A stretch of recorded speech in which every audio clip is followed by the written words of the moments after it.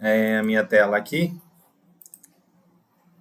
e a gente iniciar oficialmente. Então, obrigado, tá? Obrigado, gente. Obrigado aí, Fabrício, pelo convite também. E é legal que a gente pode trocar essas informações com vocês até pelo dia a dia também, em relação à vivência de vocês aí no dia a dia.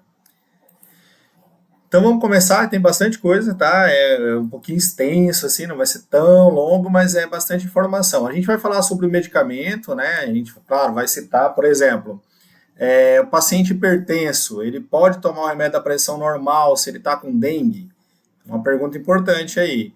Ah, o meu paciente, ele toma lá um antiagregante plaquetário, né? Ele toma um clopidogrel.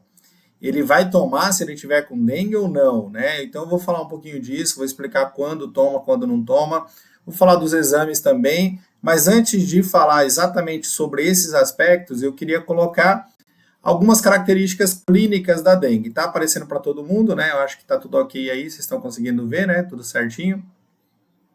Qualquer coisa vocês abrem aí o microfone de vocês e falam, porque eu não estou conseguindo ver, né? Então, vocês podem me falar se não tiver com algum problema, tá? Então vamos lá, vamos observar esse gráfico. Eu não sei se dá para olhar, conseguir ver bem aqui, mas acho interessante a gente destacar, olha, como é que é o ciclo, né? É uma doença que, na maioria dos casos, ela acaba sendo benigna, ela não tem outras complicações maiores. Mas olha que interessante, aqui a gente tem uma figura que mostra como é que funciona. Os primeiros 3 dias são os primeiros 3 dias de pico de febre, onde o paciente vai ter uma febre, pode chegar a mais de 40 graus. Então, se você pegar o início da doença, você tem uma viremia maior, quer dizer, mais vírus. Isso eu estou falando da primeira infecção, tá, gente? E um pico de febre ali por volta do primeiro, segundo, terceiro dia, ok? Depois do terceiro dia, tá? O paciente ele vai chegar no momento crítico, que a gente chama da doença, aonde, em alguns casos, o paciente pode evoluir um quadro de choque hemorrágico, né? Que é o sangramento e talvez a complicação maior, né? Hoje a gente já não fala mais chamada dengue hemorrágica, nós falamos dengue grave, porque a dengue não necessariamente precisa ser hemorrágica, ela pode ser outras complicações que também levam ao quadro clínico grave do paciente. Mas o choque hemorrágico ele acontece a partir do terceiro, quarto, quinto, sexto dia da infecção, quando o paciente pode ter uma queda do hematócrito, ou modificação do hematócrito, na verdade, uma queda das plaquetas, que é um ponto-chave aí que a gente vai falar bastante, que é essa redução do número de plaquetas do sangue do paciente. O que eu queria destacar é que, na grande maioria das vezes, vocês vão atender pacientes que não estão nesse quadro de choque hemorrágico, sangramento. Nós vamos atender o paciente que normalmente é o quadro clínico do tipo A, que a gente chama, que tem uma situação clínica bacana, que ele não está complicado, pelo menos neste momento, e que ele não evoluiu para complicações maiores. Então, normalmente é o paciente que está nessa fase, onde você tem um pico de febre, o risco de desidratação, o hematócrito, né? Ele vai começar a subir um pouquinho e o vírus vai subindo também, tá? É natural que você tenha uma infecção com curso clínico tradicional, onde 6, 7 dias a viremia diminua, os sintomas desaparecem, as suas plaquetas voltam a normalizar, tá? E você vive a vida normalmente sem nenhuma complicação maior e ganha imunidade contra aquele vírus. Então, acho que um ponto importante: primeiro, segundo, terceiro dia, pico da infecção, no caso da viremia, com mais febre, com mais risco de desidratação. É muito importante a hidratação, nós vamos falar quanto que ele tem que tomar de água, de líquido, né, por dia. Risco do terceiro dia para frente: se o paciente já teve a primeira infecção, ele tem um risco de sangramento e choque, né? Esse é uma das características principais desse processo. E a gente tem depois também as alterações que vão levar ao quadro clínico de uma resposta imunológica. Vamos colocar um ponto importante aqui. Numa infecção primária, a resposta imunológica, né, a soroconversão que a gente chama, ela vai acontecer normalmente a partir do quinto, sexto, sétimo dia que você vai ter anticorpo no seu organismo do tipo IgM. Por que isso é importante? Porque eu vou falar lá do exame, tá? Hoje a gente não vai falar muito da vacina, né? A gente pode marcar um outro momento para falar sobre vacina, mas vamos falar do exame. O exame, se você solicitar, ou melhor, fizer o exame para marcar anticorpo, ele não vai marcar nos primeiros dias. Ele vai marcar a partir do 5º, 6º dia, que é o anticorpo IgM, que vai estar subindo junto com o famoso anticorpo IgG, que vai ser um anticorpo de memória seu, que vai estar gravado para o resto da vida na sua informação lá de que você já pegou dengue. Então, essa informação também é interessante, porque talvez o exame que você faça, né, o exame pode ser feito na farmácia, né, eu não sei como está hoje, o Fabrício depois pode detalhar um pouquinho mais, mas os exames são feitos aí na farmácia, você pode ter o IgG e o IgM, e nesse caso, se for o marcador de anticorpo, soroconversão demora aí em torno de 4, 5, 6 dias para você presenciar o anticorpo e garantir que a pessoa está com infecção. Sempre o IgM mostra a infecção aguda, né, o momento agudo da infecção, e o IgG mostra uma memória também dessa infecção. Então, nesse caso, senhor, mas aí eu vou marcar o anticorpo, o paciente nem tem sintoma mais. Acontece muito, o paciente não tem nem sintoma, aí que ele consegue finalizar o diagnóstico confirmatório da doença. Mas para a gente é importante, e também epidemiologicamente é importante, porque marcou a doença, já sabe que naquela região está acontecendo casos da infecção. Porém, a gente vai falar depois do exame do NS1, que aí ele marca no primeiro dia, e aí é antígeno, eu explico daqui a pouco para vocês. Infecção secundária, quando o paciente já teve a primeira infecção, tá? Também vai seguir um curso clínico importante, porém o IgG, que é aquele anticorpo de memória, você já tem. Então, a tendência é que você aumente a quantidade de IgG na corrente sanguínea, mas mesmo assim o IgM que mostra fase aguda da doença ou presença da infecção em si, naquele momento, ele só vai subir a partir do 6º, 7º dia também do quadro, tá? Então, lembrar que os primeiros dias é um fato importantíssimo, a questão da desidratação, o processo da febre e essa modificação no sangue. Você tem o hematócrito subindo um pouquinho. Agora, eu vou fazer uma pergunta para vocês, se alguém souber, me responda. Por que o hematócrito aumenta? Alguém sabe me dizer aí?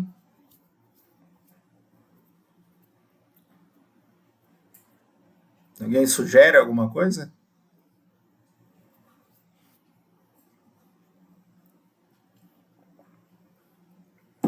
Tá tudo ok, né? Vocês estão me ouvindo aí, né?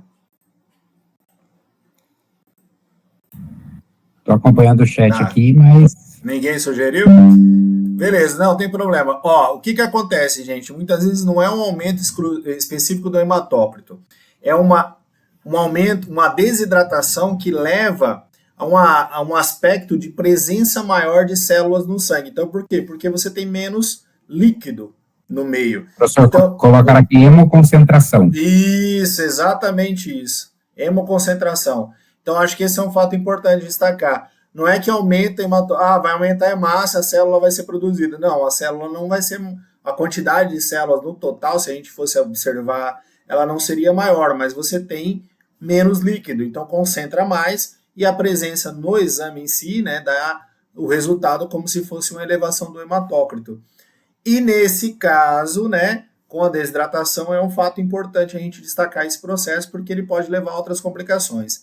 O consumo de plaquetas é um problema porque ele gera uma diminuição da quantidade dessas plaquetas no sangue devido ao processo inflamatório, principalmente, né, uma resposta inflamatória secundária, que você já pegou a infecção primária uma vez e agora você desenvolve uma segunda infecção e essas plaquetas são consumidas, degradadas. E isso pode levar ao que a gente chama de sangramento e choque hemorrágico ou sangramento aqui. Eu acho que esse quadro ele resume bem, tá? Para a gente entender. Olha, o pico do anticorpo no seu organismo, no organismo do indivíduo, ele vai ser com 40 dias praticamente, o anticorpo tipo IgM, e depois ele vai diminuindo, com 80, 100 dias ele desaparece. O IgG não, ele continua tendo memória. Se você pegou dengue 4 vezes por subtipos diferentes, provavelmente você não vai pegar mais dengue. Mas se você pegou uma vez só, você tem ainda 3 chances para pegar dengue novamente. Por isso que esse subtipo do vírus estava com pouca circulação, faz muitos anos que ele não rodava, ele começou a rodar e todo mundo está sem imunidade contra esse tipo de agente. Por isso que a gente está pegando, né, muitos casos aí de dengue. Fase febril, manifestação da febre, 39 a 40 graus, né? início rápido, de uma hora para outra, dor de cabeça, tá? Dor no corpo, dor nas articulações, diferente do chikungunya. A dor nas articulações ela não é tão intensa, mas ela já acontece no início da infecção. E dor retroorbitária, né? Aquela dor atrás dos olhos. Isso acho que todo mundo já ouviu falar várias vezes na vida, né? Como é que é a dengue? Ah, a dengue é dor atrás dos olhos, é febre alta, é dor de cabeça, alterações desse sentido. Gente, importante, não é em todo mundo, mas principalmente em crianças, você pode ter quadros diarreicos, onde o paciente apresenta dengue associada à diarreia. Então fiquem alerta quando a mãe chega lá na farmácia e fala com você, e você fala qual é o sintoma que a criança está tendo. Ah, está tendo diarreia. Talvez ela não associe com dengue, ela está tendo febre e diarreia. É sempre bom a gente lembrar, porque como nós estamos tendo muitos casos, pode ter uma relação direta, principalmente em crianças. Anorexia, né, na falta de apetite, náusea, vômito, pode estar presente nesses quadros. Então, acho que é legal fazer uma diferenciação de gastroenterite, né, de outras coisas, porque gastroenterite normalmente tem uma relação com alimento, alguma coisa que comeu e não fez bem, fatores que podem estar interferindo e levando a esse problema gastrointestinal.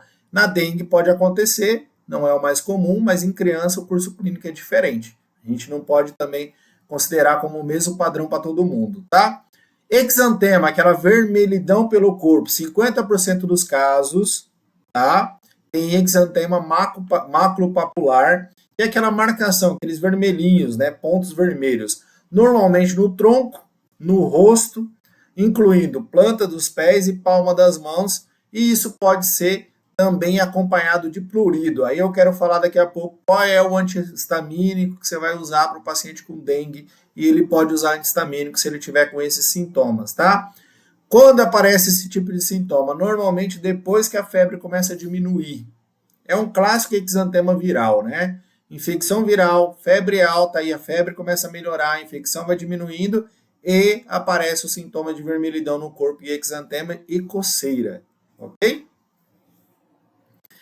Precisa ficar alerta? Precisa. Fase crítica, tá? Quando o paciente apresentar dor abdominal, vômito persistente, alguma alteração na barriga, né, ou acúmulo de líquido, queda da pressão arterial, por isso que é bom a gente lembrar, eu vou falar disso depois, antipertensivo, né, qual deles que pode causar algum problema no paciente com dengue, vamos tentar lembrar disso depois. Problema no fígado, que é hepatomegalia, né, o aumento do fígado, isso pode acontecer. Qualquer sangramento, seja o menor possível, sangramento do dente, da boca, da mucosa, nas fezes, aonde apareceu o sangue, está estranho. É sinal de alerta e pode ser uma fase crítica caminhando com a dengue grave, tá? Ou criança, principalmente criança, que não responde bem, que não está mamando, que não quer fazer as suas atividades, brincar, tá letárgica, tá muito irritada ou chorando muito, sinal de alerta, tá, gente? Então, ficar de olho nessas informações, porque isso ajuda a gente a direcionar. E aí, aproveitando ainda nessa fase da parte clínica, o que é uma forma grave, tá? A forma grave leva ao extravasamento de líquido. O líquido sai do sangue e vai para o tecido periférico, ok? Pode ter derrame pleural, pode ter dificuldade respiratória, pode ter sangramento, pode ter o aumento do hematócrito, né? Que demonstra que está tendo extravasamento de líquido, então o líquido está saindo, não só pela febre, mas também dos vasos sanguíneos para os tecidos periféricos, tá? E se fizer um exame, diminuição da proteína no sangue também pode indicar um quadro grave da doença, ok?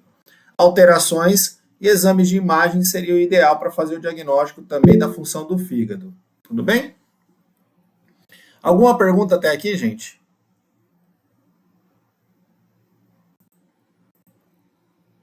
Alguém queria falar alguma coisa? Pode falar, fica à vontade. Não? Qualquer coisa pode parar, tá? Então, acho que esse é um ponto-chave. A gente precisa entender o que é uma dengue grave, né? Um paciente que tem algum tipo de sangramento. Pode falar, gente, se alguém quiser.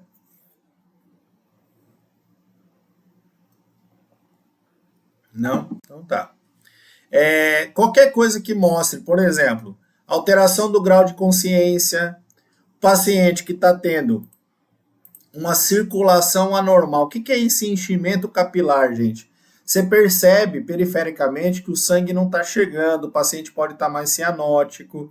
Então, extremidades frias, né? Temperatura do corpo, mas as mãos muito frias, os pés muito frio, né? Também é um indicativo.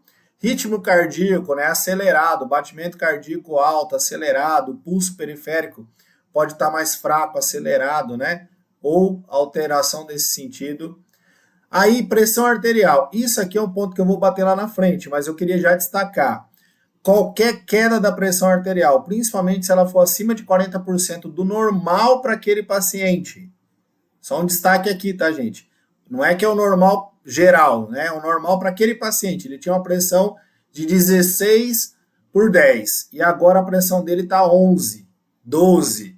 Queda da pressão arterial acima de 40% em pacientes, tá? No normal daquele paciente é um indicativo de quadro grave, no caso da dengue, ok? Então, pressão arterial média, eu vou mostrar depois o que é, e aí você pode ver que reduziu aí 20 milímetros, 10 milímetros de pressão arterial, isso pode indicar, da pressão arterial média, pode indicar um quadro de dengue grave, tá? Dificuldade respiratória ou taquipneia também pode ser um quadro grave da doença. Normalmente, entre o terceiro e o sétimo dia é quando o paciente piora, se ele for evoluir para um quadro mais grave, beleza? Não é todo mundo, tá? Gente, o que é hipotensão? Então, o paciente veio com vocês, ele está com dengue, está com febre, está com sintomas, você verificou a pressão arterial dele, tá? Ela está menor que 9, ou pressão arterial média menor que 70, eu vou mostrar depois como é que calcula a média, tá? Essa pressão arterial média é um cálculo específico ali, não é difícil não, é bem simplesinho.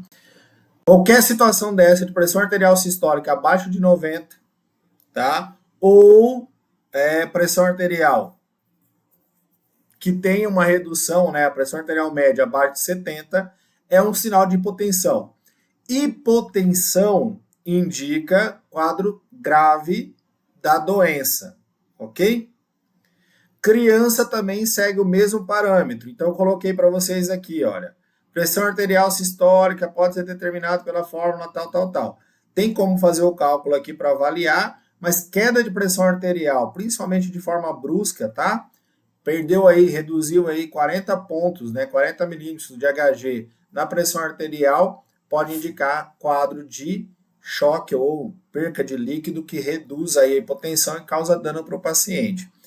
O paciente com dengue, ele pode evoluir muito rápido, ele precisa hidratar rápido, porque ele pode evoluir muito rápido. De 12 a 24 horas, o paciente pode evoluir para um choque, quadro grave, e também se ele fizer a hidratação certa, né, ele vai melhorar da condição dele, mas o paciente pode morrer dentro das 24 horas se ele estiver evoluindo para o quadro. Então, ficar atento a uma coisa simples.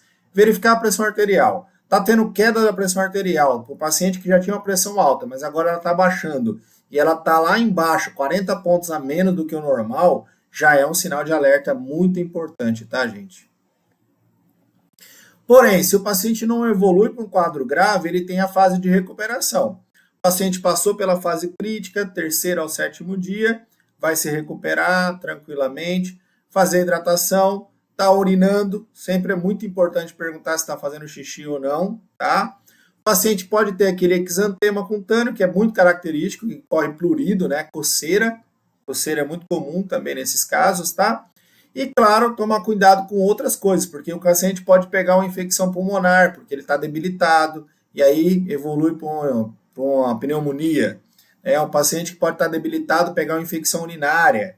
Então, o problema maior é esse processo. Depois que a infecção está passando, como ele está debilitado, pode aparecer outros agentes que causam infecção também. Então, ficar bem de olho nessa situação e hidratar bastante o paciente, beleza?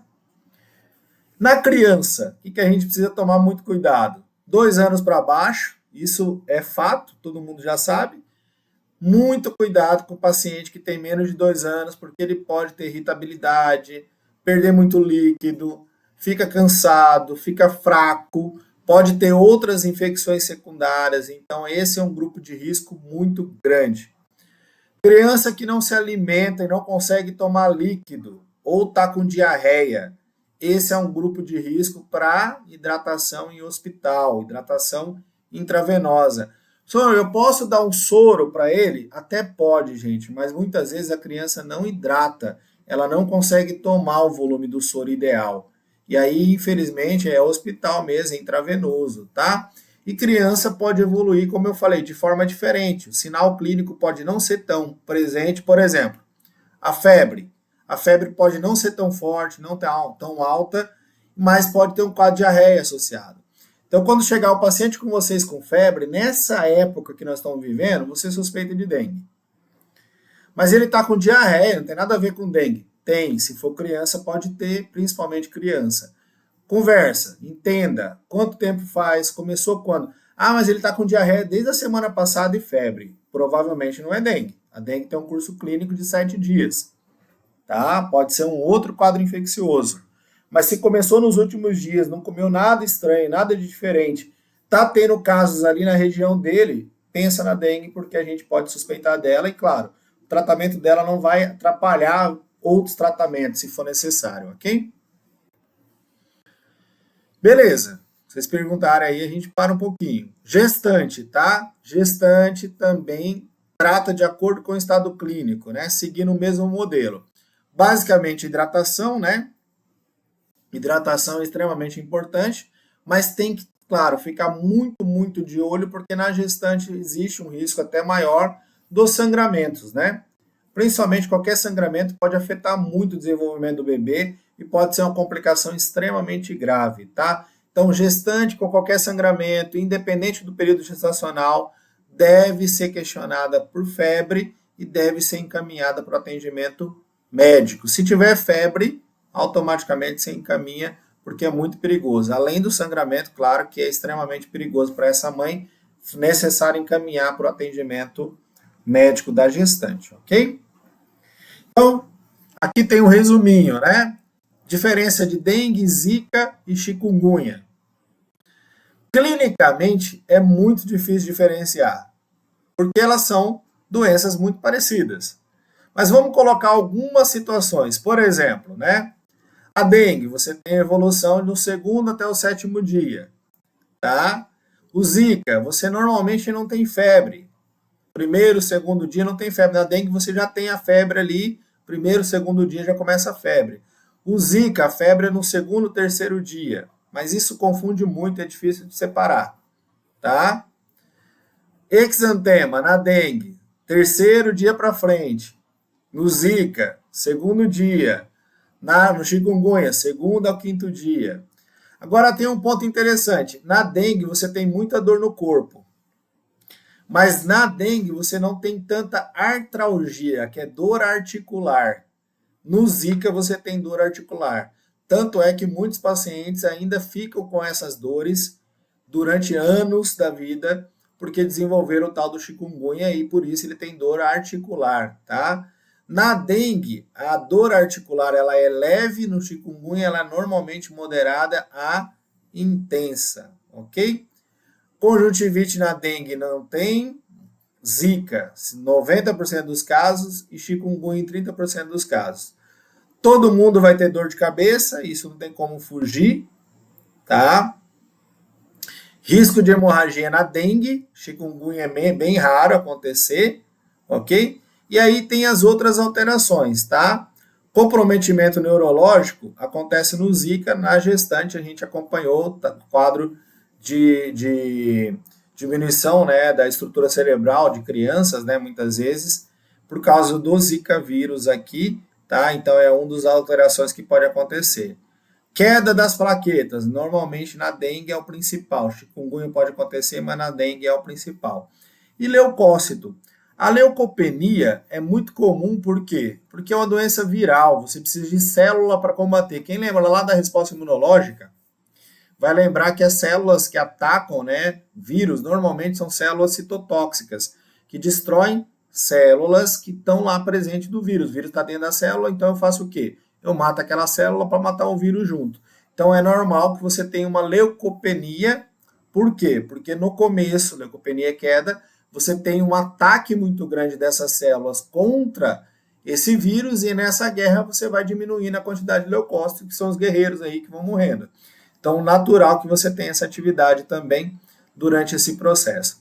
Acho que ajuda, mas não é o ponto-chave no processo, porque é difícil você conseguir só separar as 3 doenças simplesmente por alterações clínicas, né? Claro, se o paciente teve febre, teve dor no corpo e tal, e agora ele está com artralgia já faz algum tempo, é mais provável que ele teve chikungunya. Mas só pela visão assim da tabelinha ajuda, mas não consegue, a gente não consegue também confirmar se é ou não é, ou qual é a doença específica, até porque ela é transmitida pelo mesmo mosquito. Dúvidas, gente? Alguma pergunta aí? Introdução da parte clínica, tá? Só para a gente reforçar aqui, ok? Ficar de olho nos sinais de alerta, saber se o paciente urinou, porque ele pode estar desidratado, pesquisar se alguém teve dengue. Então, perguntar é muito importante. Pergunta o quê? Febre, tá? Teve dor no corpo? Teve dor nas articulações? Tem algum sinal de alarme? O que é o sinal de alarme? Queda da pressão, qualquer sangramento, confusão mental, alterações que podem levar, né, a uma lesão celular. Verificar a presença de náusea, vômito, diarreia, que também pode estar associado. Criança, principalmente, irritabilidade, sonolência. Urinou nas últimas 24 horas. Outra pergunta importante, tá? Fazer pergunta para ver se os familiares estão com histórico de infecção ou alguém teve dengue nos últimos 14 dias, tá? E, claro, crianças abaixo de 2 anos, adulto com mais de 65 anos, gestante, ou qualquer paciente que tenha comorbidade, diabético, asma, obesidade, são fatores de risco, são grupos especiais aí pra gente, beleza? Quem é o paciente que você vai atender? Só para entender bem, o manual, ele classifica de A, se eu não me engano, até D ou E, em grupos de pacientes. Mas na farmácia, normalmente a gente trabalha com um grupo de casos de paciente com suspeita de dengue, sem sinais de alarme. Porque se ele tiver com sangramento, ele já tem que ir para o hospital. Se ele estiver muito desidratado, ele tem que ir para o hospital. Então, preferencialmente, o grupo que você consegue orientar, fazer uma indicação clínica, fazer até uma prescrição farmacêutica para melhorar a condição dele, é o paciente com caso suspeito de dengue, ou confirmado, sem sinal de alarme e sem comorbidade. Por exemplo, eu pego um paciente com dengue, ele tem 75 anos e o relato é que ele não fez xixi nas últimas 24 horas. Esse é um paciente de alto risco para complicações. Tem que mandar para o hospital, tem que mandar para o atendimento para hidratação intravenosa. Então, são situações específicas que a gente considera como grupos especiais que normalmente a gente atende na farmácia, que é o grupo paciente jovem, que não teve complicação, mas está tendo febre, tem sinal característico de dengue, dor de cabeça, febre alta, dor atrás dos olhos, e tem também alterações que podem indicar o sinal clínico da infecção, mas ele não tem comorbidade ou outras doenças de base grave, ok? Ponto importante, para fazer, né, para a gente fechar a ideia em relação à infecção, o ideal seria fazer o exame para confirmar, ok? Aí eu vou falar do exame lá no final. E o tratamento? Aí eu vou mostrar depois também o tratamento, mas entra aí medicamentos para febre, claro, medicamento para febre todo mundo conhece, paracetamol e dipirona. O que eu quero deixar claro aqui e deixar vocês sempre em alerta? Devemos lembrar que, apesar dos anti-inflamatórios serem contraindicados, corticosteroides também são contraindicados, AS ou qualquer salicilato é extremamente contraindicado. A gente precisa lembrar que tem um monte de remedinho que o paciente tem em casa que tem essas coisas. Por exemplo, o paciente tem um Torcilax em casa. O que tem no Torcilax? Diclofenaco, contraindicadíssimo, tá? O paciente tem lá um tal de um antialérgico para tosse, que ele comprou um xaropinho de dexametasona com antihistamínico, né? Que normalmente vem lá a desclorfilamina com betametasona, que é aquele xarope para tosse seca, e ele está sentindo mal, ele está com sintoma de alguma coisa ali, ele resolve tomar, tem corticoide. Tem que lembrar que Engov tem AS, tem que lembrar que outras medicações que são antigripais, normalmente, algumas delas têm lá o seu AS no meio, então tomar muito cuidado. Paracetamol e dipirona são os mais seguros e eu vou explicar daqui a pouco sobre eles aí também, que tem alguns detalhes importantes, ok? Orientar o paciente a fazer hidratação, orientações, tá? Depois eu mando esse quadrinho 3 aqui, que eu acho que não está no slide. Orientar o paciente a não se automedicar, porque pode trazer risco de sangramento. Né? O paciente talvez está com muita dor no corpo e resolve tomar um naproxeno. Naproxeno aumenta a chance de sangramento aí do seu paciente. E, claro, acompanhar o paciente. Se ele passar pela fase crítica, que é do 3º ao 7º dia ali, ele está tranquilo, ele não vai ter complicações graves e ele vai melhorar da infecção e vai desaparecer, vai ser vida que segue. Agora, essa fase do 3º ao 7º dia é muito, muito, muito importante, ok? Beleza.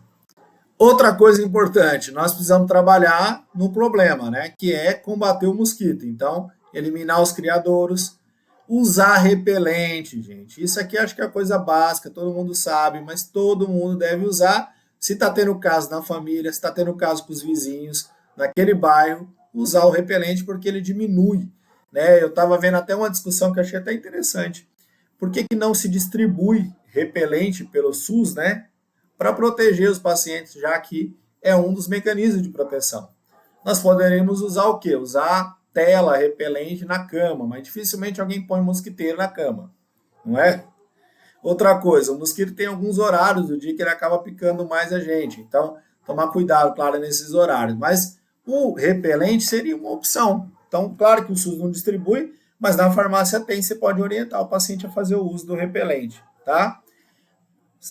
Esclarecer sobre a questão dos exames, que é para confirmar a questão da doença, e lembrar que a dengue é uma doença de notificação compulsória. Então, tudo isso é importante para a gente reforçar. Vamos lá, eu quero, antes de começar a falar das medicações, que a gente vai citar daqui a pouco, queria só perguntar para vocês o seguinte. Tem alguma informação ali que eu falei, que talvez relembrou alguma coisa que acha interessante? Vamos lá, tem algumas coisas aqui no grupo. Deixa eu ver se eu consigo ver aqui. O ideal neste momento é não indicar ibuprofeno para casos de febre anti-inflamatória.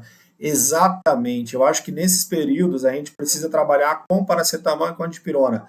Muito seguro, a dipirona pode ser usada acima de 3 meses de idade, então é bem tranquilo. E o paracetamol é muito seguro também, tranquilo para você usar em criança, adulto e idoso. Não teria muitas contraindicações nesse caso, tá? Aqui é isso, chikungunya, chamada de doenças quebra-osso, o paciente passa anos, muitas vezes com dor, tem que trabalhar, né, depois com fisioterapia, trabalhar em questões articulares para diminuir esses sintomas que ele está tendo. A dengue não causa normalmente, Asta, complicações para o feto, quem causa é o Zika, né, que causa microcefalia. Graças a Deus, né, que a gente tem um lado ruim, mas o Zika é ruim demais nesse caso, mas a dengue não causa, senão a gente teria várias complicações, porque infelizmente com o número de casos aumentando, a grávida acaba pegando. Mas mesmo assim não dá mole, por quê? Qual é o problema? O problema é sangramento. Você tem que lembrar que a placenta tem vasos extremamente sensíveis. E você imagina ali aquela plaqueta que já está baixa, a paciente tem um risco maior de sangramento. Então, tomar muito cuidado com a gestante. Tem estatísticas sobre o percentual de doenças que ficam graves.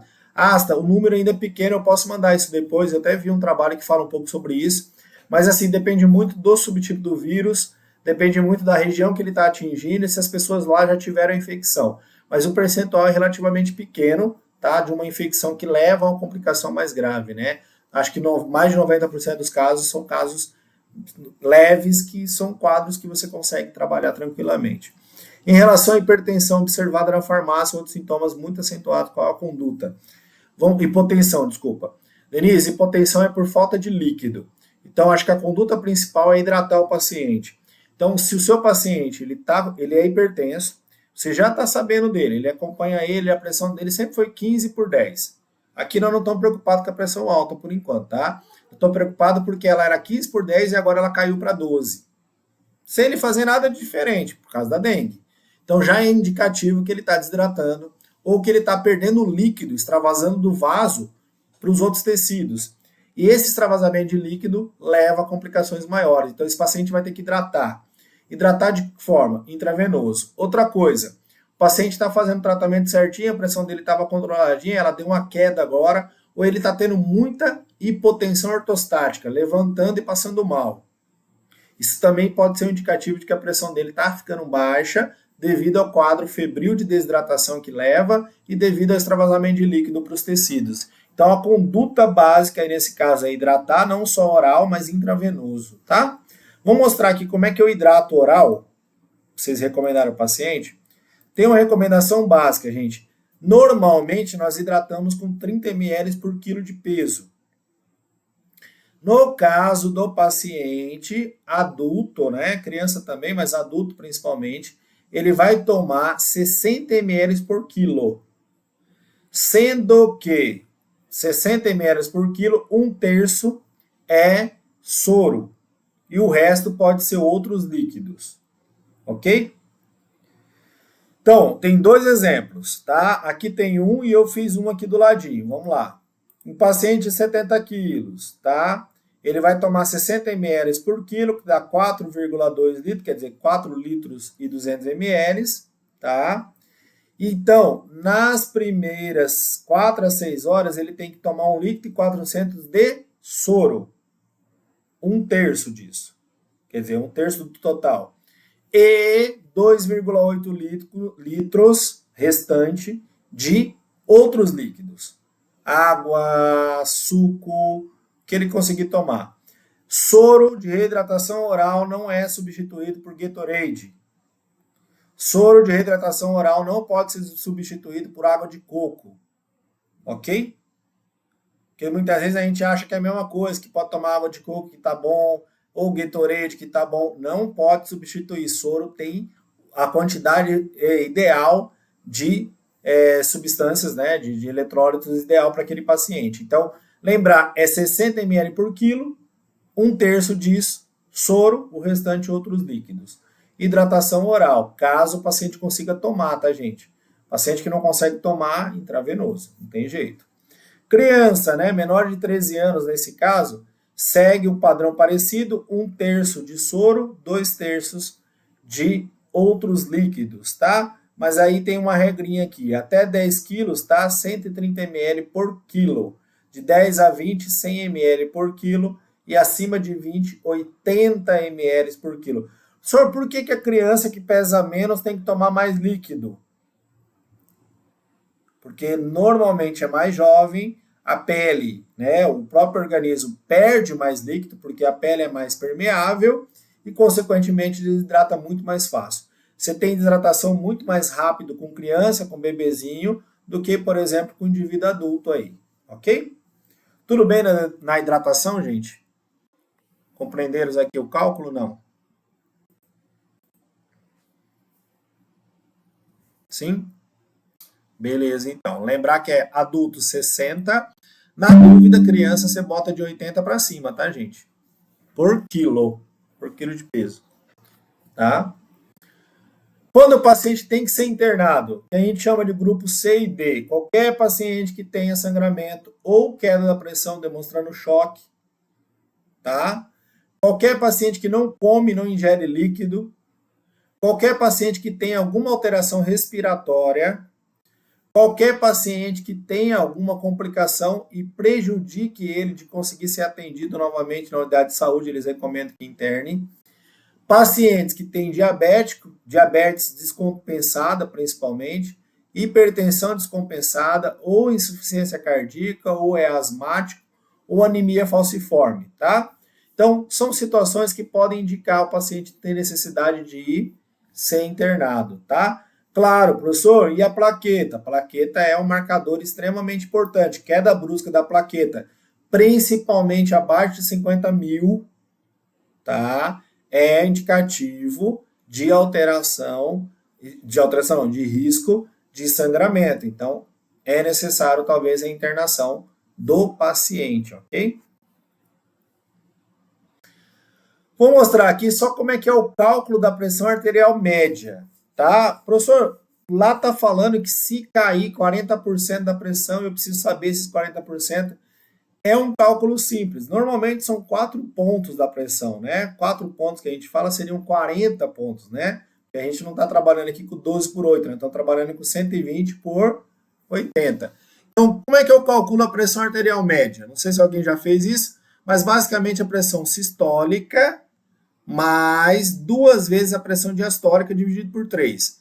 Então, a pressão sistólica do paciente é 150, mais 2 vezes a pressão arterial diastólica dividido por 3. Eu coloquei aqui que a diastólica dele está dando 100, tá? E a sistólica 150.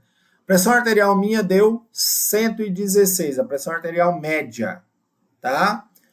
Se esse paciente tem uma pressão arterial média normal de 116, ele está com essa pressão na maioria das vezes, e essa pressão ela caiu aí 40%, que daria aí abaixo de 70, esse cara ele está entrando em choque, tá? E aí o indicativo de choque indicativo não, né? A orientação é correr pro hospital. Professor, se eu der sal para ele aumentar a pressão, não adianta, tem que hidratar.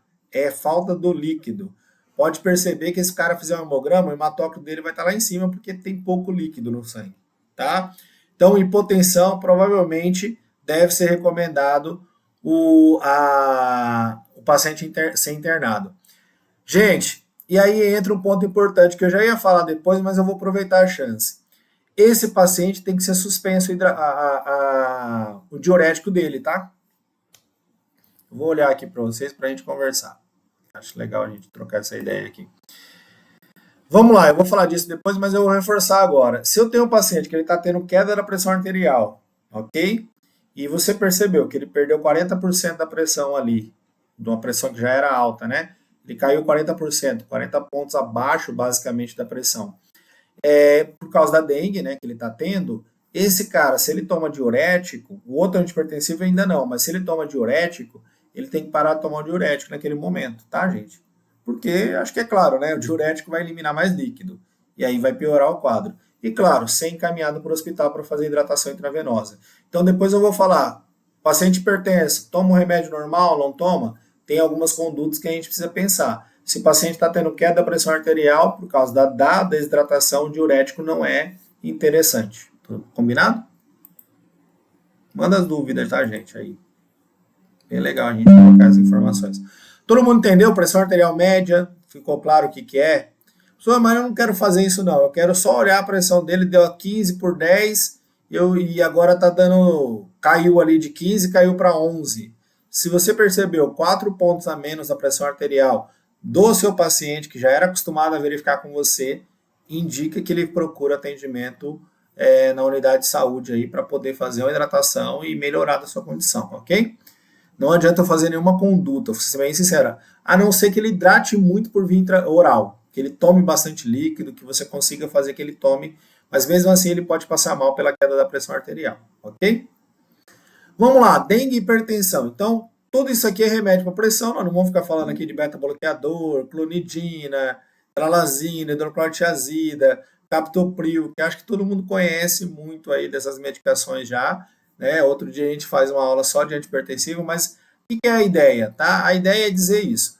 Paciente, tá? É hipertenso. Ele toma o remedinho dele para pressão todo dia, ok? Quando ele começa a desenvolver, quando ele está com dengue, ele vai tomar o remédio para pressão normal? Primeira regra, sim, vai tomar o remédio para pressão normalmente, ok? Pode estar escrito aqui, ó, mantém paciente com dengue, se eu trouxe lá do manual. Paciente com dengue, sem sinais de alarme, níveis pressóricos normais, manter as medicações habituais. Principalmente beta-bloqueador. Por quê? Porque vocês sabem que beta-bloqueador não pode parar de uma vez. Então, o paciente meu está com dengue, a pressão dele está baixando, eu vou mandar ele parar de tomar o propanolol. Não pode, gente. Não pode parar de tomar o propanolol, atenolol de uma vez, porque eles causam efeito rebote. Nem clonidina. A clonidina é pouco utilizada, mas qualquer um deles causa efeito rebote, que é aumento da pressão arterial e risco de angina. Aí o seu paciente não morre da dengue, graças a Deus, mas morre de infarto. Ok? Tudo bem, gente? Alguma dúvida aqui nessa questão do rebote? Tá? Vamos lá. Agora, se o meu paciente teve a queda da pressão arterial, você sabia que a pressão dele era 16 e agora a pressão dele está vindo 11. Ele vai ter que retirar o diurético e o vasodilatador, beleza? Professor, mas eu posso fazer isso? Gente, é uma questão emergencial. Se você deixar o paciente ainda continuar tomando 2, 3 dias o remédio, a pressão dele vai cair mais ainda. Então, a recomendação é, taca a pressão lá em cima. Ele era uma pressão alta, talvez. E aí nunca baixava. Agora a dengue, ela está caindo, esse paciente está desidratado, ele tem que fazer ressuscitação hipovolêmica, hipovolêmica, né, ressuscitação venosa, que é administrar soro, né, via intravenosa, e ele tem que parar de tomar o diurético dele, porque isso vai piorar ainda o quadro mais, ok? Tudo bem? Tem pergunta aqui ou não? Talvez ele não consiga o atendimento, gente, e aí você que vai ter que fazer o processo, tá? De orientar o paciente. Então, deve-se ponderar sobre o risco da suspensão de beta-bloqueador, como a gente já falou, da hipertensão rebote. Eu recomendo particularmente que beta-bloqueador não se mexa, nem clonidina, mas o diurético sim, se for necessário, combinado?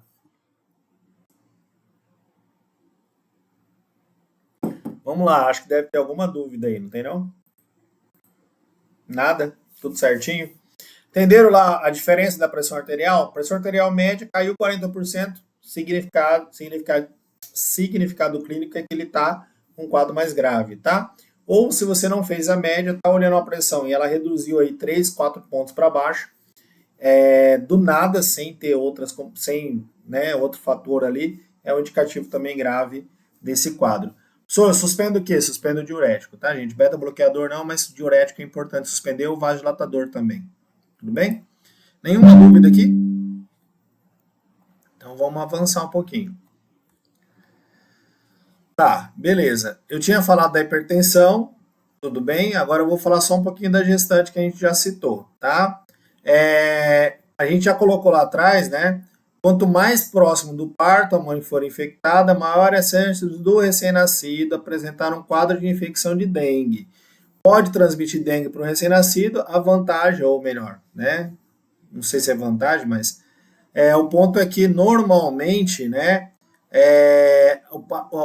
A dengue em si, o vírus, ele não causa má formação, mas ele pode causar nascimento prematuro e pode gerar, né? Pode fazer com que a mãe tenha um parto prematuro ou até a morte fetal durante a gestação. Então, claro, a recomendação é que ela se proteja muito com protetor, né, com repelente, para evitar ao máximo qualquer tipo de chance de transmissão do mosquito, né? A transmissão vertical, né, pode causar o abortamento no primeiro trimestre, que é uma das coisas que acontece bastante, tá? E a infecção adquirida no último trimestre também pode levar a baixo peso, a complicações relacionadas durante essa gestação. Não a microcefalia, mas o risco de nascer prematuro ou com baixo peso, no caso da gestante. Combinado? Relação da mãe. A mãe pode ter hemorragia, principalmente no pós-parto, que é um risco muito grande. Então, complicação aí, plaqueta baixa, pós-parto, sangramento, isso pode levar a um quadro muito grave, ok? E a letalidade, a chance de morte das gestantes, ela é maior nas gestantes do que nos outros grupos de mulheres, tá? Com maior risco no terceiro trimestre devido ao sangramento que pode acontecer, ok? Então, voltamos a citar as mesmas recomendações. Paciente de vocês, tá? Ela tá tendo alterações de hematócrito, pode ser uma alteração. A paciente está tendo alterações da pressão arterial, tá? A paciente pode apresentar outras infecções, tá? E sempre recomendar uma coisa básica, simples, tá? Mas minha paciente está bem, ela está com dengue, teve um pouquinho de febre, mas não está tendo nenhum quadro mais severo. O médico mandou ela ficar em casa. O que mais que você vai falar para ela? Para ela deitar sempre, né? Como a gente chama, né? Que ela deve deitar, a gestante, e ficar de decúbito lateral, né? Preferencialmente esquerdo. Por que o esquerdo? Porque ela não vai comprimir tanto a veia cava e facilitar a circulação sanguínea pro bebezinho. Então, ficar de olho, né? Queda da pressão arterial, aumento da frequência cardíaca, alteração do hematócrito ou alterações de febre, né? Sinais clínicos da infecção. E, claro, se ela está em casa se recuperando da infecção, ela deve ficar deitada, mas assim, deitada na lateral, para o lado esquerdo, para melhorar a circulação para o bebê. E acho que toda gestante normalmente é orientada dessa forma, ok? Vamos entrar nos medicamentos, que daí a gente fala um pouquinho mais detalhado deles. Tem alguns que a gente não vai ficar aqui explicando, né, ponto a ponto, por exemplo, dipirona e paracetamol. Todo mundo conhece, né? Todo mundo sabe, já usou, já conhece. Assim, gente, a dose de dipirona em gotas, ela é de 15 miligramas por quilo. Então, normalmente aquela gotinha, ela vem em torno de 13 a 15 miligramas, depende do frasquinho, tá? Uma gota por quilo de 6 em 6 horas. Adulto, um comprimido de 6 em 6 horas. Paracetamol segue o mesmo padrão, é a dose de 10 miligramas por quilo, normalmente de 6 em 6 horas. Se for de 750, eu recomendo que vocês façam de 8 e 8 horas. Professor, mas eu tive um paciente que tinha muita dor no corpo e o médico passou codeína para ele. Pode? Pode, tá, gente? Em casos muito excepcionais, muito especiais, o médico pode prescrever paracetamol com codeína para caso ele tenha uma dor muito intensa, ou uma dor no corpo, uma dor de cabeça, talvez, mas dor de cabeça não funciona muito bem, não. Mas dor no corpo ele pode usar codeína aí, então não se assuste se acontecer, tá? Tá dentro do manual e pode ser usado sim dessa forma. Ok? O que não pode? Aí eu queria entrar aí nessa discussão com vocês. Não pode nenhum outro anti-inflamatório, né? Ah, nimesulida é seletivo, não pode. Coxib é seletivo, não pode. Ibuprofeno menos ainda. Quem é o mais perigoso? Diria para vocês que diclofenaco, ibuprofeno e AS são extremamente perigosos, com potencial hemorrágico e não deve ser utilizado de maneira alguma, tá? Na verdade, como a gente já falou, paracetamol e dipirona são as opções terapêuticas. Mas eu queria ouvir de vocês aí o que tem a mais, o que vocês já viram, tá? Receita com muscular, antihistamínico, ele é, na verdade, um relaxante muscular? Pode? Pode, gente, pode. Relaxante muscular não vai afetar, não causa risco de sangramento e aparentemente não tem contraindicação nesse processo, não. Ok? O que mais? Márcia falou aqui do muscular. O que mais que vocês já viram? Nada? Tudo tranquilo? Paracetamol e dipirona. Então, assim, o que eu sempre falo? Lembrar que não é só no Somalgin que vem a S, não é? Então, tem vários medicamentos que tem lá a sua composição com anti-inflamatório. Então, tomar bastante cuidado. Perguntar para o paciente o que ele tem em casa, porque tem vezes que ele pega de casa mesmo, ele nem olha. Eu vi um vídeo da BBC que eu achei interessante, que eles falavam o seguinte, ele falava, olha, todo mundo já ouviu essa frase, né? Em caso suspeito de dengue, não usar tal coisa. Toda vez aparece isso. Mas você olha o que você está tomando quando você está ruim, né? Você vai lá olhar para ver se não é um medicamento que é contraindicado para dengue. Então, muitos pacientes não olham. Ele vai lá, pega o remédio que ele está acostumado a tomar para dor de cabeça ou para febre e toma, tá? Seja ele ibuprofeno ou não. Ó, Crono B, que é, na verdade, é uma vitamina, Márcia, é isso? Só eu tô confundindo aqui. Citonorin injetável. Citonorin sem corticoide, tá, gente? Corticoide não pode, não. Corticoide também altera coagulação. Agora, pra ser bem sincero, vitamina não resolve nada nesse momento. E nem antes, tá? Não resolve nada. Ela pode ajudar o paciente a melhorar futuramente, ficar bem, mas não adianta a gente tomar, né? Eu vi um meme que eu achei engraçado. Ele falou assim, qual é a sua terraplanice? Que a gente fala que o cara pensa, acredita na terra plana, né? Ele falou que a terraplanice é tomar vitamina C quando tá gripado, achando que ela vai resolver o problema.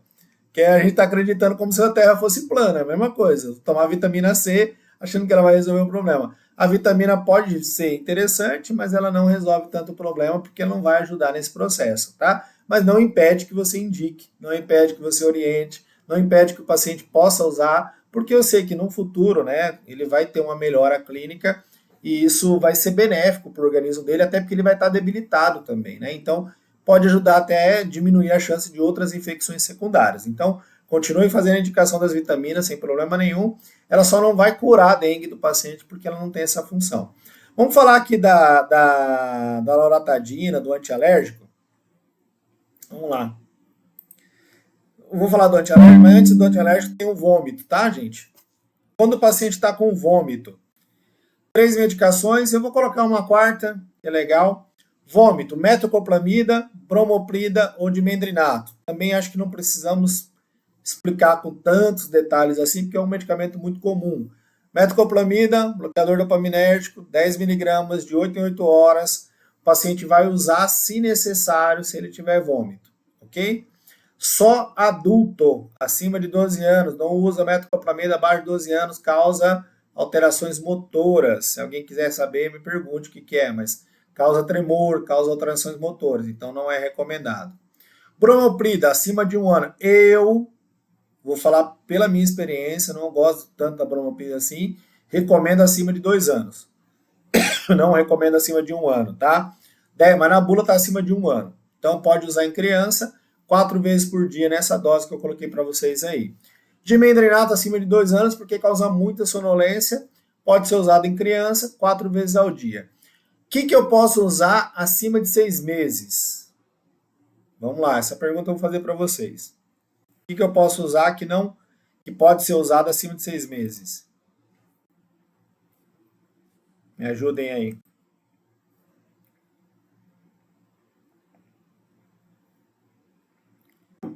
Esquece um pouquinho a dengue, mas vamos perguntar aqui. Criança com vômito tem 1 ano. O que poderia usar? Denise, certíssimo. Dancetrona é a minha opção terapêutica, talvez a das melhores. Entre todas, sublingual, tranquilo de usar, pode ser usado em náusea e vômito acima de 6 meses de idade. Até abaixo disso dá, mas assim, a gente não tem isso na bula. Então, acima de 6 meses, 2 miligramas até de 8 em 8 horas.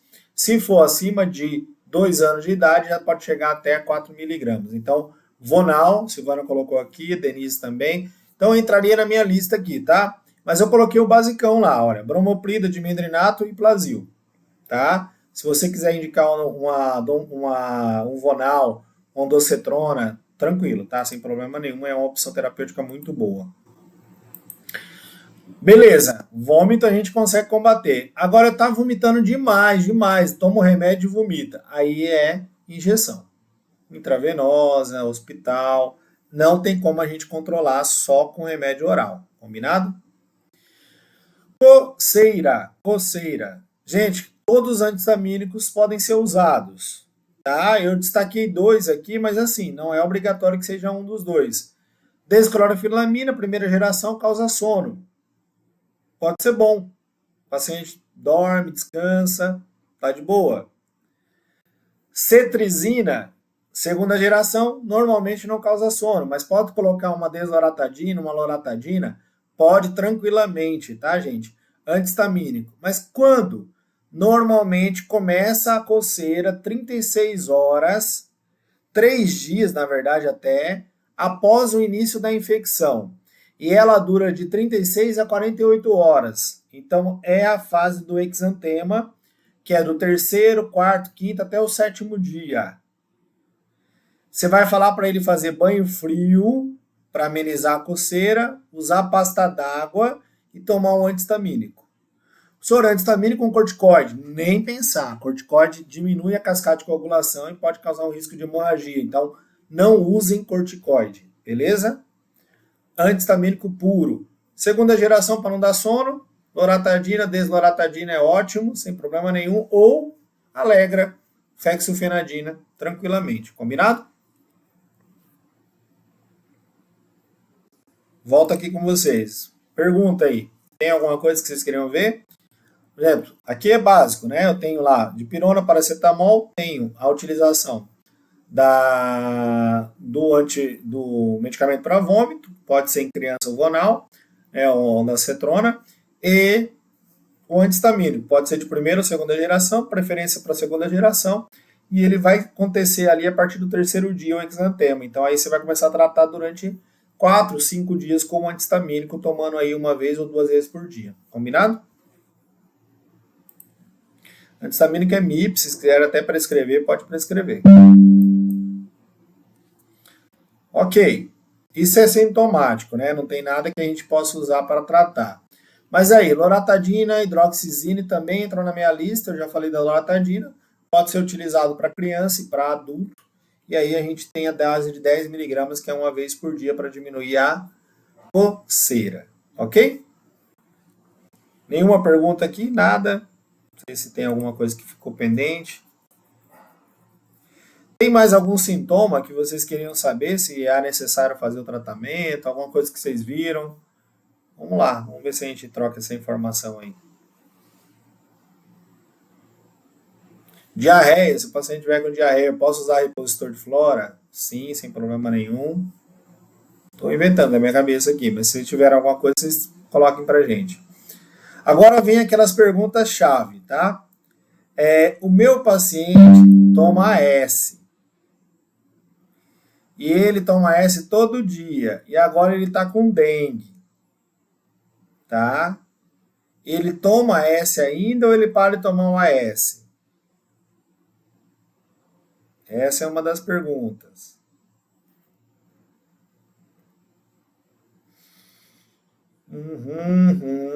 Eu não vou nem passar o slide, eu vou perguntar para vocês aqui, antes de eu falar o que é para fazer. O que vocês acham? O paciente meu toma AS de 100 todo dia, e agora ele pegou dengue, e ele quer saber se ele toma AS ou não toma AS. Vamos fazer uma votação aí. Quem fala que sim, coloca no chat. Suspende. A Márcia falou que não. Não. Suspende. Suspende. Todo mundo mandando suspender o AS. Avaliação médica, olha. Legal. Não. Todo mundo aqui na cautela, né? O AS não pode ser usado durante a gestação. Vamos olhar o que o manual fala, tá? Isso aqui que eu coloquei não é da minha cabeça, não, tá? É do manual. Então, eu vou passar aqui um pouquinho mais pra frente. Eu volto ali daqui a pouco, tá? Assim, gente, claro, eu recomendo que se tenha uma avaliação médica do paciente, claro, porque isso são casos e casos, tá? Mas a administração de antiagregante plaquetário, tá? Na dengue, sobretudo o AS, tá? Ou quando ele toma AS clopidogrel, ela aumenta muito, né, o risco de hemorragia, ok? Então, é necessário, né, a recomendação geral seria de fazer a suspensão, especialmente em pacientes com plaqueta abaixo de 50. Então, se ele tiver algum fator de risco muito grave para complicações cardíacas, por exemplo, meu paciente, ele infartou, colocou um stent ou fez uma ponte safena, faz 20 dias. Vamos colocar aqui. E aí, ele pegou dengue. Uma sorte lascada. Esse cara não suspende. Esse cara mantém. Por que mantém? Porque a chance dele ter uma complicação pela falta do AS é maior do que ele ter uma complicação pela dengue. Porém, ele tem que fazer um hemograma completo com plaqueta, para ver se a plaqueta não está baixando muito. Se ela chegar nos 50, o médico vai suspender. Aí para o AS. Ok? Então, de um modo geral, né, se o paciente é um paciente só hipertenso, mas aí ele toma AS e ele não tem um fator de risco muito elevado, ele não fez uma cirurgia de stent recentemente, poderia sim parar de tomar, porque o fator de risco para complicação do coração é menor, é pequeno. Agora, se o meu paciente ele tem lá o seu stent que ele colocou faz 20 dias e ele está grave, né, ele operou tudo certinho e agora pegou dengue, ele vai continuar com a AS, mesmo com dengue, e claro, monitorar, se a plaqueta dele começar a baixar, aí o médico suspende o famoso AS, ok? Então, de um modo geral, paciente que foi submetido a angioplastia, paciente que teve alguma alteração, colocação de stent no último mês, paciente que tem, né, má circulação cerebrovascular, se ele tiver com a plaqueta, especialmente acima de 50, não vou nem usar o 30 aqui, mas acima de 50, ele mantém a medicação, que é o AS, ok? Ele não tira esse AS. De um modo geral, se o paciente não tem nenhum outro fator de risco para doença cardiovascular, ele vai tirar o AS aí. Eu não sei se ficou claro, por que eu não tiro desses pacientes? Porque se eu tirar, eu posso ter uma chance maior de uma complicação do coração do que da própria dengue. Ok? Então, se a plaqueta começar a cair, aí suspende. Tá tudo bem, gente? Ficou claro isso? Mas vocês estão corretos no sentido de indicar a suspensão, tá? Mas assim, ele não suspende quando o paciente colocou um stent recentemente. Então, se aparecer para vocês, meu pai fez uma cirurgia do coração, ele colocou 2 pontes de safena, o médico mandou ele tomar AS e agora pegou dengue. Mas como é que tá a plaqueta dele? Não, tá em 200. Ele vai parar de tomar AS? Não. Tá? Principalmente se for no último mês. E daí você fala, não, para de tomar AS, a chance do cara ter uma complicação do coração é maior do que a complicação da dengue. Então aqui a gente está pesando o risco e o benefício. Vamos falar dos outros anticoagulantes, Denise, vamos lá, tá? Pode acompanhar pelo hemograma, tá, Márcia? Hemograma completo, acompanhamento farmacoterapêutico com plaqueta, lembrando que plaqueta é 250 mil. Sabe quanto é a minha plaqueta? Só para uma curiosidade particular minha plaqueta é 650 mil, eu sou ótimo para pegar dengue, mas também sou bom para infartar. Tomara que não aconteça nenhum nem outro, né, pelo amor de Deus. Mas assim, é genético. Eu já tive, aí eu vou contar a historinha rapidinho. Eu já tive não. Os meus filhos também têm plaqueta alta, 650, 600 mil. A minha filha, mais velha, ela teve uma plaquetose de 1.200.000. Né? Depois um dia eu detalho como foi o processo, mas é um processo infeccioso. Quando ela tinha 4 anos, 3 anos, ela desenvolveu uma infecção gastrointestinal, a plaqueta subiu para 1.200.000, e aí com 3 anos de idade ela tomava S, como antiagregante plaquetário, acredita? Aí foi normalizando, hoje ela tem 600 mil de plaqueta. Então aqui em casa eu trouxe uma herança de aumento de plaqueta para todo mundo aqui dentro de casa. Só não minha esposa, né, que não é do meu sangue, mas o restante todo mundo tem plaqueta alta. Isso é bom, né, de certa forma, mas também pode ser ruim por outros motivos. E nesse caso, só lembrando que a plaqueta ela vai ali em torno de 450 mil a 250, né, tem alguns que mudam um pouquinho, mas o valor de referência é esse. Baixou um pouquinho mais, 150, desculpa, tá? 150 a 450, baixou um pouquinho mais ali, você pode começar a indicar que o paciente está tendo complicação da dengue, tá, gente? Vamos lá, vamos falar dos outros anticoagulantes para fechar o caminho aqui. Clopidogrel, antiagregante plaquetário, segue um padrão bastante interessante, tá? Se o paciente fez o uso, né, colocou stent, fez o procedimento, ele está tomando AS e clopidogrel, a plaqueta acima de 50, o cara mantém a plaqueta, tá? Se a plaqueta cair abaixo de 50, aí suspende a medicação do clopidogrel. Então, segue um padrão igual ao do AS. No paciente normal, tá? Ele não usaria o antiagregante. No paciente que tem colocação de stent, fez a cirurgia cardíaca recente, no último mês em especial, ele mantém o antiagregante plaquetário, tá? Ou o AS, o clopidogrel, ou os dois juntos, e monitora a plaqueta. Se a plaqueta começar a derrubar, cair, abaixo de 50, ele tem que parar de tomar. Ok? Aqui é aquilo que eu já expliquei. O AS segue o mesmo esquema, tá? Faz o uso convencional, a recomendação geral é não parar de tomar. Se o paciente está com infecção, né, está com a dengue e pode ser retirado, não tem nenhum fator de risco para complicação grave do coração, faz a retirada do AS por um período, ok? Se não, mantém.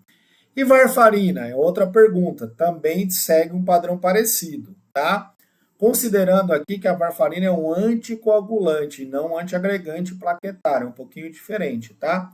Então, nesse caso, aumenta a chance de problemas hemorrágicos, ok? Então, vamos lá, tá? No caso da varfarina, ok? O paciente com uso de varfarina, tá? Ele deveria fazer contagem diária de plaqueta e fazer o TAP, que é um dos exames usados para avaliar se ele está tendo risco maior de hemorragia ou não. Se ele tiver com mais de 50 mil de plaqueta, tá? Ele mantém o tratamento normal da varfarina. Se ele tiver uma queda da plaqueta abaixo de 50 mil, tá? Ele faz a utilização de heparina não fracionada. A heparina não fracionada é aplicada em hospital, ok? E se a plaqueta começar a cair, suspende, né, a varfarina e aí vai entrar com a heparina. Mas por que eu estou falando isso, gente? Porque provavelmente o seu paciente que toma varfarina, ele tem um risco muito alto de complicações de formação de trombo. Por exemplo, tá? Aqui é um pouquinho mais complexo, mas ele tem fibrilação atrial. Fibrilação atrial forma trombo no átrio e isso pode aumentar a chance de entupimento de artéria. Então não é simplesmente parar de tomar que nem o AS, que é só um antiagregante.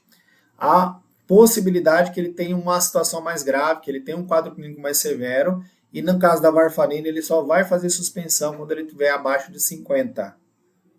Ok? E mesmo se ele fizer a suspensão abaixo de 50, a recomendação, se ele não está abaixo de 30, entre 50 e 30, é que ele use a heparina. E aí a heparina no hospital. Por que a heparina? Porque a heparina ela vai ter o seu tempo de ação e depois ela consegue sair do nosso organismo. A varfarina ela é o inibidor da síntese dos fatores de coagulação dependente de vitamina K, que se eu não me engano é o 7, o 2, o 9, o 12, eu não vou lembrar certinho, mas são os fatores dependentes de vitamina K. Quando você tira a varfarina, demora ainda 7 dias, mais ou menos, para o paciente normalizar a sua coagulação, tá? Mesmo assim, a recomendação é não suspender o uso, a não ser que tenha um fator médico aí na história, que o médico fala, não, pode parar de tomar a varfarina.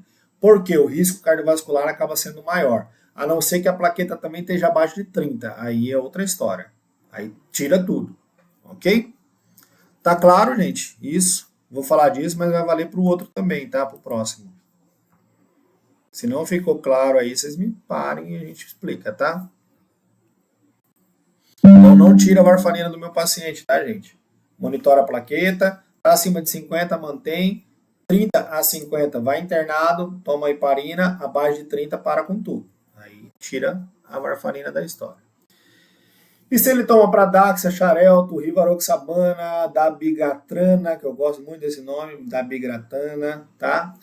Suspensão, em situação que a suspensão não for opção, pacientes com dengue, tá? Com plaqueta acima de 50, continua com a terapia prescrita. No caso de plaqueta abaixo de 50, interna o paciente vai internado, tá? Tira o anticoagulante oral e toma heparina não fracionada, ok? Após 24 horas, tá? Faz a avaliação e verifica se é necessário manter a heparina para aquele paciente, tá? E usar uma outra medicação. Eu queria só explicar esse detalhezinho aqui, olha. Presta atenção um pouquinho. Vou ler para vocês entenderem bem, para a gente poder entender o que é isso. Nos casos em que a plaqueta estiver abaixo de 50, a internação é indicada para a substituição do anticoagulante por heparina, não fracionada. Depois eu quero perguntar para vocês o que é uma heparina não fracionada e qual é a heparina fracionada. Após 24 horas da última dose, tá? Ou quando decorrido 2 vezes a meia-vida do medicamento. Gente, se o cara toma Rivaroxabana, 2 meia-vidas quer dizer 9 vezes 2. Dá quanto? Dá 18. Então, o cara só vai começar a tomar heparina, olha como é que a farmacologia é interessante, a partir de 18 horas que ele tomou o último comprimido da Rivaroxabana. Não é chegar lá e jogar heparina no sangue do cara, não. Ou até 24 horas da última dose. Ok? E aí a pergunta que eu fiz para vocês, essa heparina não fracionada, alguém conhece? E qual é a fracionada? Alguém lembra?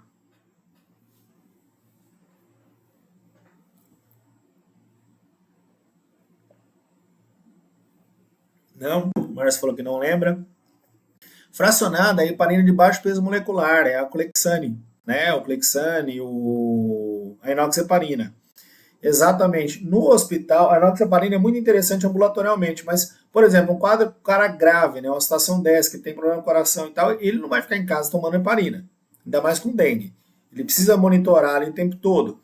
Então, o cara no hospital, ele vai usar... Ah, pera aí um pouquinho. Acabando a bateria. O cara no hospital, ele vai tomar a heparina normal, não fracionada, tá?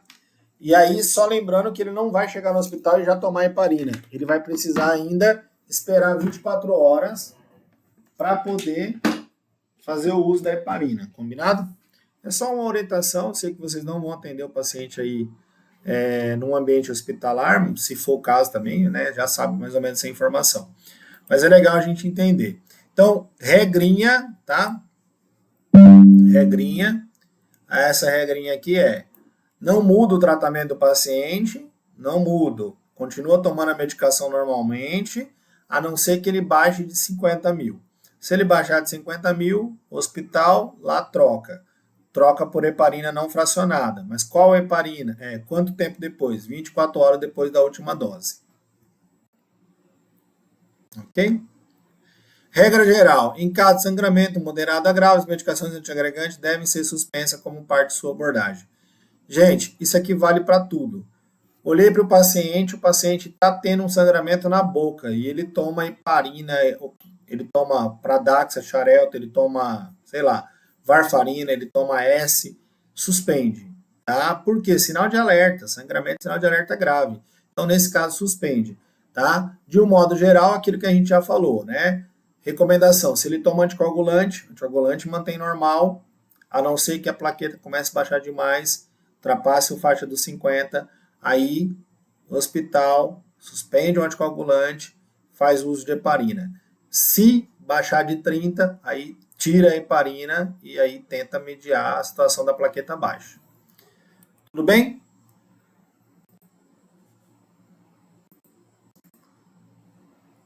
Nenhuma dúvida? Então vamos avançar. Se tiver, vocês me param. Queria só fechar com um exame, para explicar aquilo que eu estava falando lá no início. O exame de dengue, né? A dengue a gente sabe o que é, não vou ficar explicando, mas vou explicar do anticorpo. Gente, quando você pega pela primeira vez, o IgM, ele demora para começar a aparecer 3 a 4 dias. Então, se você pegou pela primeira vez, vamos pegar o seu paciente, ele foi na farmácia, e aí você fez aquele exame que é o IgG e IgM. Estava no segundo dia, deu negativo. Quer dizer que ele não tem dengue? Não. É bem provável que ele não soroconverteu. Então, se for um anticorpo, vai ter que esperar 3, 4 dias para fazer a marcação. Para mostrar que está tendo a infecção, que ele tem IgM. O IgG demora aí 9 dias para aparecer. Ele vai aparecer mais forte no 20º, até 30 dias, 40 dias, para ele ficar em alta mesmo. E ele vai ficar para o resto da vida com você como anticorpo de memória. Numa infecção secundária, o IgM demora aí 4 a 6 dias para aparecer. Então, quando você tem a segunda vez a infecção, vai soroconverter mais lento, demora um pouquinho mais para aparecer o IgM. E aí, o paciente já tem o IgG anteriormente.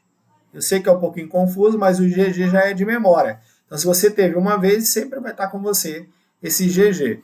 Mas por que você pega outra vez? Porque são subtipos diferentes, né? Você pegou o 1, agora você pegou o 2, depois você pega o 3, depois você pega o 4. Ok? Então, se for estudar, se for fazer dengue com anticorpo, tem que esperar 4 dias. 3 a 4 dias. Não realize antes, porque não vai dar positivo. E, claro, vai dar um falso negativo. O paciente está com sintoma, está com tudo, fez um teste, aí ele sai falando, olha, não tem dengue, tá tudo bem, não preciso nem usar repelente, né? Ou não transmite para ninguém porque não está com dengue. Ele vai soroconverter com 3 a 4 dias, ok? IgM positivo, IgG positivo também, quando o paciente já teve a infecção.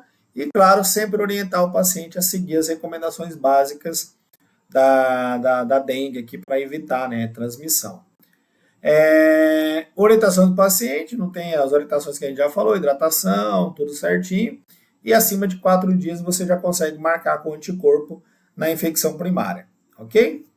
Agora vem o que é legal, que é o NS1. Então, quando você faz o duo que marca o NS1, que é o antígeno, esse antígeno já pega no primeiro dia. Então, não precisa soroconverter, não precisa produzir anticorpo.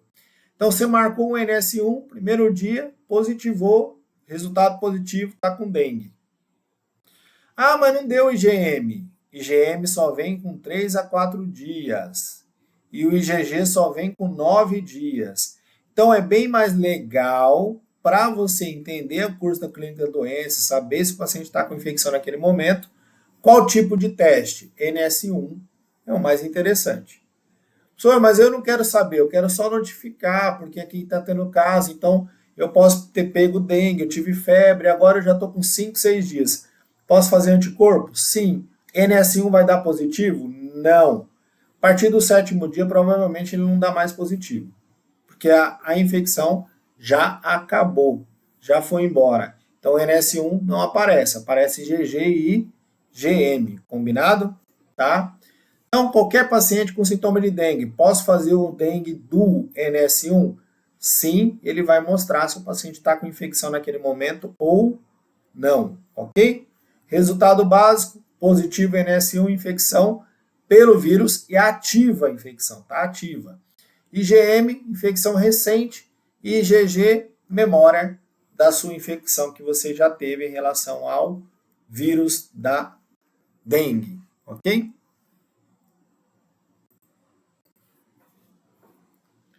Vamos a algumas perguntas aqui. Acho que foi 1h30 aqui. Depois eu quero tirar uma foto, né? Fazer um registro. Alguém queria colocar alguma informação, gente? Alguma coisa que ficou, que talvez está aí, que vocês viram? A gente sempre fala dengue, vida toda. Acho que eu sou de uma geração que eu assistia na televisão a Xuxa, que tinha um dengue junto, que naquela época já falava muito em dengue, então acho que todo mundo está cansado de ouvir falar. Mas a gente precisa reforçar que tem esses detalhes. Por exemplo, paciente com pressão arterial elevada, qual é o problema? O paciente que toma que toma antiagregante plaquetário, anticoagulante, muito importante. O paciente que está com vômito, com coceira, o que ele faz? Então, acho que essa era a abordagem que a gente queria trazer mesmo aqui. E aí, deixar para vocês aí aberto, para vocês me falarem se tem alguma coisa ainda que eu acho legal a gente comentar.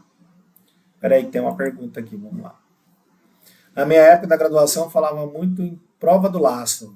Ainda é usada, Denise. Prova do laço continua sendo um teste, que ainda é teste padrão. Não é um teste diagnóstico, mas é um teste que mostra extravasamento de sangue, que pode ser um demonstrativo do risco de hemorragia, né? Então, como a prova do laço ela é simples, ela faz só com o aparelho, né, com o manguito, é muito mais fácil do que fazer um hemograma, né? O hemograma seria o ideal. Mas o que a prova do laço mostra? Ela mostra que o paciente pode estar tendo extravasamento de líquido e sangue e, com isso, perdendo líquido para a parte intersticial.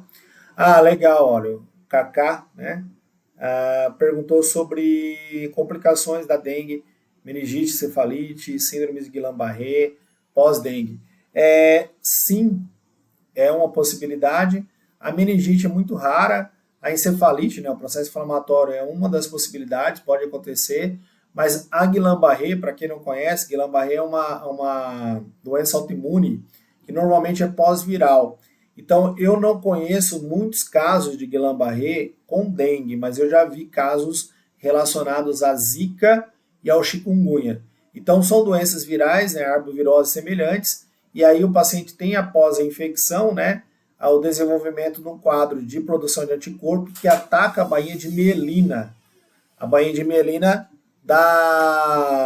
que faz a sustentação, a transmissão neural dos neurônios que controlam o movimento. Então o paciente começa a perder dificuldade motora, normalmente é assimétrica, né, e ascendente. O que é isso? Ela atinge, na maioria das vezes, os dois membros inferiores, mas ela não precisa ser exatamente igual, mas ela vai subindo. E aí qual é o problema maior? Um dos problemas é atingir o diafragma, o problema respiratório que pode acontecer, e o paciente tem uma complicação e até a morte pela complicação respiratória. Eu tive um aluno meu da medicina que teve por sarampo, acredita um negócio desse? O cara não tinha vacinado, tal, aquela situação. O cara, desculpa, falei besteira, sarampo não, catapora. Ele teve catapora e teve Guillain-Barré depois disso. Então, é uma complicação no pós-infecção por arbovirose, por infecções virais, que pode acontecer em todo mundo. É mais fácil ter Guillain-Barré do que encefalite. E a Guillain-Barré é a poliomielite mais comum de todas elas, de todas que podem acontecer, a Guillain-Barré é a mais frequente.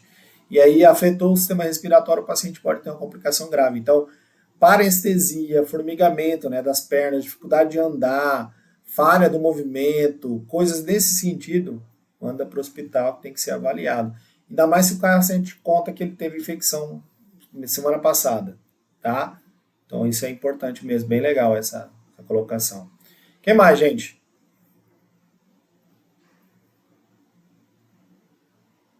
Mais alguma coisa? Não? Eu vou mandar, Fabrício, depois esse slide, não tem problema, vou mandar em PDF para ti, se quiser compartilhar. Mas tem tudo no manual também, algumas coisas explicando lá. E a gente só tirou os mais detalhados aqui. Tudo bem?